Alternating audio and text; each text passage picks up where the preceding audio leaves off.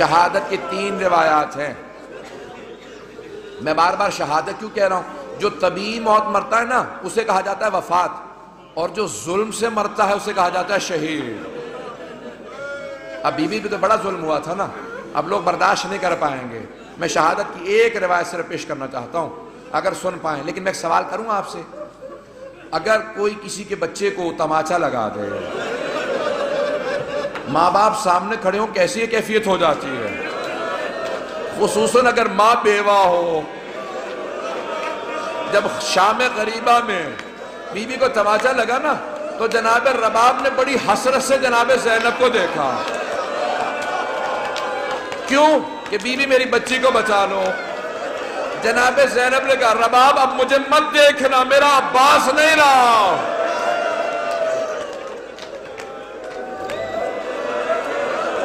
بس بھئی میں نے تمام کر دیا، میں تمام کر رہا ہوں. 5 سے 7 منٹ کی زحمت دوں گا آپ کو. بس بھئی سن لیجئے بی بی کی. میں شہادت کی 3 روایات ہیں، تینوں نہیں پیش کروں گا. میں یہاں پہ رو کے ایک جملے کو پیش کروں نا، اب سے تقریباً 100 برس پہلے سید محسن الامین العاملی نے اعیان الشیعہ میں لکھا. سید ابراہیم دمشقی بہت بڑے عالم دین تھے، ان کی 3 یا صرف 4 بیٹیاں ہی بیٹیاں تھیں. 68 برس کے تھے، 70 سے 2 کم. ان کی بڑی بیٹی نے کہا کہ بابا میں نے رات خواب میں دیکھا ہے بی بی سکینہ آئی ہے، کہتی میری قبر میں پانی آ گیا، اپنے بابا سے کہو کہ میری قبر سے پانی نکال دیں. تو فوراً سید ابراہیم دمشقی نے کہا کہ بیٹی خبردار اپنی بہنوں کو خواب نہ سنانا، انبیاء کی ائمہ کی قبروں کو کھودنا حرام ہے، ان کے بچوں کی بھی قبروں کو کھودنا حرام ہے. بیٹی اپنی بہنوں کو خواب نہ سنانا، کسی کو خواب نہ سنانا. دوسرے دن دوسری بیٹی نے کہا بابا میں نے اس طرح سے خواب دیکھا ہے، ایک چھوٹی سی بچی ہے، وہ میرے خواب میں کہہ رہی تھی اپنے بابا سے کہوں میری قبر میں پانی آ گیا، میری قبر کو تعمیر کی ضرورت ہے.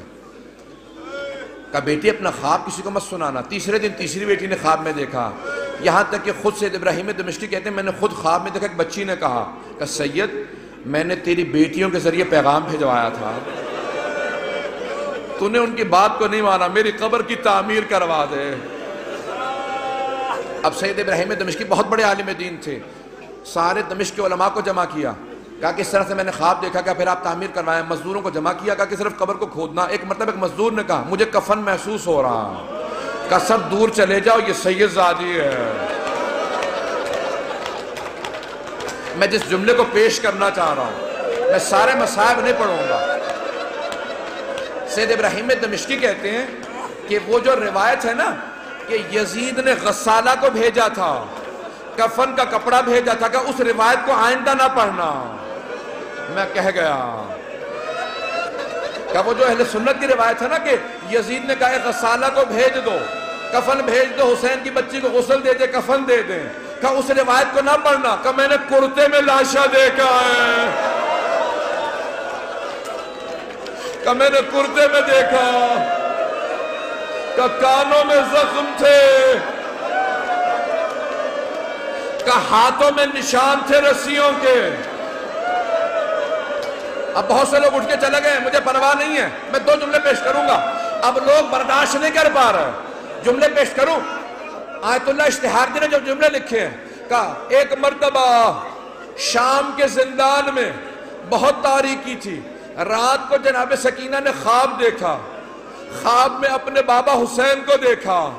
ایک رو کے جملہ کہا بابا اب مجھے چھوڑ کے مت جانا، بابا شمر نے مجھے بڑے تماچے مارے، بابا میں مسلسل چچا عباس کو پکارتی رہی، میں نے بہت کہا امو میری مدد کو، بابا اب مجھے ساتھ لے جاؤ میں جینا نہیں چاہتی. اتنے میں بی بی کی آنکھ کھل گئی، فوراً آواز دی کہ اماں میرے بابا بھی یہیں کھڑے تھے. کہاں ہے میرے بابا؟ مجھے لینے آئے تھے. سوگنامہ محمد میں آیت اللہ اشتہاردی کہتے ہیں ساری بیویاں رونے لگی. جب بی بی نے اپنا خواب سنا ہے نا سب بیویاں بلند آواز سے رونے لگی. کہ ایک مرتبہ یزید نے آواز سنی، اٹھ گیا، کہا کیا بات ہے، یہ کیوں رو رہی ہیں، مجھے آرام کیوں نہیں کرنے دے رہے ہیں؟ کہا ایک بچی ہے بار بار کہتی مجھے اپنے بابا کے پاس جانا. کہا کون ہے اس کا باپ؟ کہا وہ حسین کی بیٹی ہے. کہا جاؤ حسین کا سر دے دو. ایک کشت میں سر سید الشہداء کو رکھا، اس پہ ایک کپڑا ڈالا، جب تشت لائے ساتھ میں ایک مشل تھی، ایک چراغ تھا، بی بی نے ایک مرتبہ مشل کو، ایک مرتبہ اس تشت کو آتے دیکھا، بی بی نے کہا مجھے کھانا نہیں چاہیے، مجھے کوئی پیاس نہیں، بھوک نہیں ہے، مجھے بابا کے پاس جانا۔ اس نے تشت سے کپڑا ہٹایا، بی بی نے بابا کے سر کو دیکھا، کہا بابا جب خیمے سے گئے تھے آپ کی رگیں کٹی ہوئی نہیں تھی، بابا میری محبت کا واسطہ میرے پاس آ جاؤ۔